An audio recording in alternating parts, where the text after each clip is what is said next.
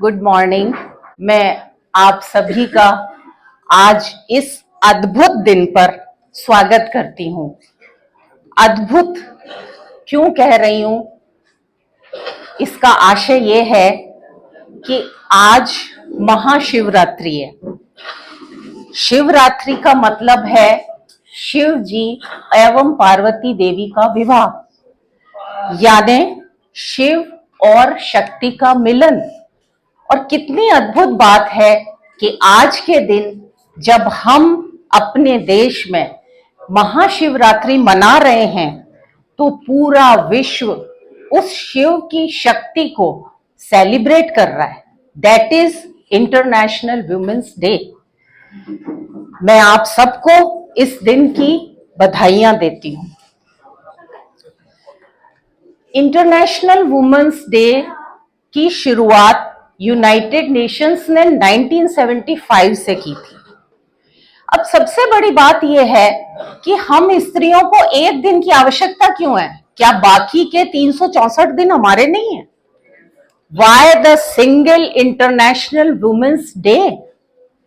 पर उसका कारण यह है कि सदियों से इस पुरुष प्रधान समाज में महिलाओं के प्रति उन लोगों का दृष्टिकोण कुछ अलग था। वो बहुत बार कुचली गई, चाहे वो दहेज प्रथा हो, चाहे घरेलू हिंसा हो, चाहे यौन हिंसा हो, चाहे भ्रूण हत्या हो, चाहे उनको समान रूप से पढ़ने का और अपने व्यवसाय न चुनने का अधिकार हो। और इसी कुरीति को दूर करने के लिए इंटरनेशनल वुमेन्स डे का शुरुआत यूनाइटेड नेशंस ने की। अब एक बात बताइए, क्या रानी लक्ष्मीबाई को, अहिल्याबाई होलकर को या सावित्री देवी फुले को किसी इंटरनेशनल वुमेन डे की जरूरत पड़ी क्या? उन्होंने तो अपनी आवाज उठाई और उस आवाज के साथ आगे बढ़ी, खुद को बदला, समाज को भी बदला। और इसीलिए शायद आज तक हमें उनके नाम याद हैं। इस वक्त सरकार ने महिला सशक्तिकरण को बहुत बढ़ावा दिया है। क्या आप लोग जानते हैं सशक्तिकरण का मतलब क्या है? सशक्तिकरण का मतलब है उस व्यक्ति को अपनी योग्यता के ऊपर विश्वास दिलाना। जिस योग्य वो है उसका विश्वास दिलाना, ये सशक्तिकरण है। और उस सशक्तिकरण के बहुत से मुद्दे हैं।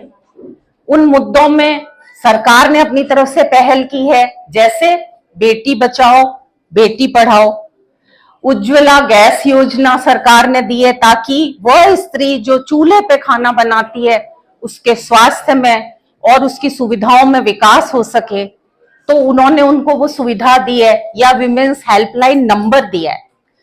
तो उसको अपने लिए समान सुविधा का अधिकार सरकार ने दिया है। साथ में एक पॉइंट और है जो बहुत इंपॉर्टेंट है और जिसके लिए मैं आपका ध्यान आकर्षित करना चाहती हूं, वो है सेंस ऑफ सेल्फ वर्थ। क्या आप लोग जानते हैं इसका क्या मतलब हुआ? सेंस ऑफ सेल्फ वर्थ का मतलब हुआ अपनी योग्यता एवं अपनी क्षमता पर खुद विश्वास होना। हम में से कितनी स्त्रियां हैं जो अपनी योग्यता और अपनी क्षमता पर विश्वास रखती हैं? मैं आप लोगों से पूछना चाहती हूं, आप सब यहां पे आई हैं, बहुत अच्छी बात है, क्योंकि आप एक मूलभूत सुविधा का अधिकार लेके आई हैं और सशक्तिकरण का हिस्सा बन रही है, वो है अपने लिए चिकित्सा चुनने का अधिकार। आप यहां आई हैं, अपने उपचार के लिए आई हैं। पर एक दृश्य की कल्पना करिए, आप में से कुछ महिलाएं ऐसी होंगी जो काम पे जाती होंगी और कुछ ऐसी होंगी जो काम पे नहीं जाती हैं। अब ये बताइए, सुबह जब आप उठती हैं, किचन में काम करने के लिए लगती हैं, तो बच्चों के लिए टिफिन तैयार करती हैं, पति के लिए खाना तैयार करती हैं, अगर आपके घर में कोई मेड सर्वेंट आ रही है, आप उसको गाइड करती है, नहीं तो वो कार्य भी आप सब करती हैं। उसके बाद जब वो लोग चले जाते हैं तो आप घर की सफाई में जुट जाती हैं। जब सब काम निपट जाते हैं तो भगवान की पूजा करती हैं और उसके बाद आप लोग अपना भोजन करती हैं। ऐसा है कि नहीं, बताइए? ऐसा है। अब मुझे इस चीज का जवाब दीजिए, क्या आपके पति और बच्चों को इस तरह से समय पे खाना देना और स्वयं खाना बहुत देर में खाना, ये अधिकार आपको किसने दिया है? ये आपने स्वयं चुना है। और उसके बाद जब आपकी तबीयत खराब होती है, तब आप जब ओपीडी में आती हैं, तब आप ये बताती हैं हमको बहुत थकान होती है, हमें बहुत कमजोरी होती है, हमें गैस की बहुत शिकायत होती है, हमारे पेट में दर्द होता है। तो ऐसा क्यों है? ईश्वर का दिव्य अंश जो आपके परिवार के बाकी सदस्यों में, आप में भी तो वही है। आप ही क्यों देर में खाना खाती हैं? क्यों हम अपनी क्षमताओं को कम आंकते हैं? क्यों हम ये सोचते हैं परिवार पहले और हम बाद में? हम भी समान हैं, हमारी जरूरतें भी समान हैं, हमारे अधिकार भी समान हैं।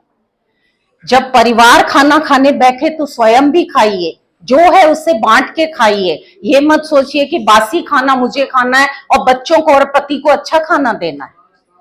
आप स्वयं भी उसकी उत्तराधिकारी हैं। जानती हैं, जब आपके प्यार का बैंक बैलेंस कम होता है तो खुशियों के चेक बाउंस होते हैं। वो खुशियां जो आप परिवार को दे सकती हैं, आप जब बीमार होती हैं तो आप वो सुविधा अपने परिवार को नहीं दे पाती हैं। इसलिए आज के दिन मैं आपसे ये अनुरोध करती हूं कि खुद को चुनिए, सपने बुनिए और अपने से नजर मिलाइए। क्यों नहीं हम लोग ये पहचानते कि हम भी सपने देखने के लायक हैं, हम भी अपनी इच्छाओं के लायक हैं। और जब आप स्त्रियां अपने लिए अपनी योग्यता के विश्वास के साथ आगे बढ़ेंगी, तभी ये परंपरा आप अपनी लड़कियों को दे पाएंगी। वो लड़कियां जो बाद में बड़ी होके शायद साइना नेहवाल बने, शायद मिताली राज बने और शायद इंदिरा नूई बने, या आप में से ही कोई आगे बढ़ के निर्मला सीतारमण बने। तो हम अपने लिए खुशियों को क्यों नहीं चुन रहे? जब हम खुशियों को चुनेंगे, स्वस्थ रहेंगे, मूलभूत सुविधाओं का उपाय जो हमारे लिए लोग कर रहे हैं, उसके लिए हमें आगे बढ़ना है, हमें आगे बढ़ के उन खुशियों को बटोरना है। तो अपने बच्चों को ये संस्कार दीजिए कि हम समान रूप से परिवार के हिस्सेदार हैं। अपनी लड़कियों को सपने देखने की क्षमता दीजिए और अपने लड़कों को और अधिक सहनशील और स्त्रियों का सम्मान करने वाला बनाइए। तब ये समाज आगे बढ़ेगा और हम आगे बढ़ेंगे। अगले महीने चैत्र के नवरात्र आएंगे। आप सब लोग अपने घर में मां दुर्गा की स्थापना करते हैं। मेरा आपसे अनुरोध है, इस बार वो स्थापना अपने अंदर करिए, अपने अंदर उस दुर्गा को जगाइए जो अपने हीन भावना को, अपने अविश्वास को, इन सब को कुचले और वाकई की महिषासुर मर्दिनी बने। अपने लिए स्वास्थ्य को चुनिए, अपने लिए खुशियों को चुनिए और आगे बढ़िए। Thank you so much.